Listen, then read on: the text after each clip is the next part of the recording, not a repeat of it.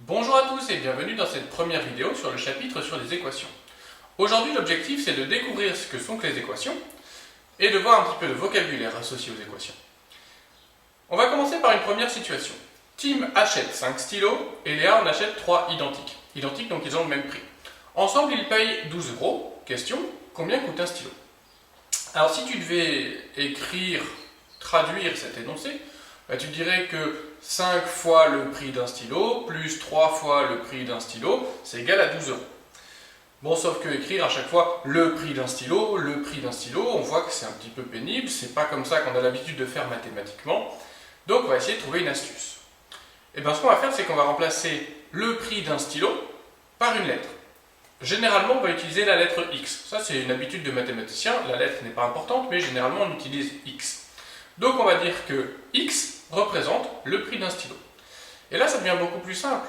5 fois le prix d'un stylo, donc 5x, plus 3x égale 12. Là, on a quelque chose qui est beaucoup plus simple et facile à manipuler, sachant que x représente le prix d'un stylo. 5x plus 3 égale 12. Et bien voilà ta première équation. Une équation, c'est ça, c'est une méthode pour représenter mathématiquement un problème en utilisant un langage mathématique plus qu'un langage un peu français. Alors, de quoi est constituée une équation? Une équation, c'est une égalité, tu le vois, dans laquelle un certain nombre est inconnu, il est désigné par une lettre. Et bien ce nombre inconnu, on l'appelle tout simplement l'inconnu. Ici, c'est x. Tu as deux parties dans l'égalité, on appelle ça des membres. À gauche, le premier membre, à droite, le second membre. Résoudre une équation, c'est trouver toutes les valeurs de l'inconnu pour laquelle l'équation est vérifiée. Et l'équation, elle est vérifiée quand les deux membres sont égaux, c'est-à-dire quand l'égalité est vraie et fonctionne. Alors, on va laisser la méthode pour résoudre une équation pour une prochaine vidéo.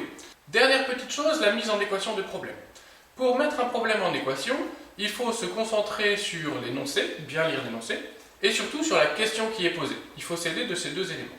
Alors, un premier exemple. J'achète 3 parts de gâteau, je paye avec un billet de 10 € et il me reste 4 €. Quel est le prix d'une part de gâteau?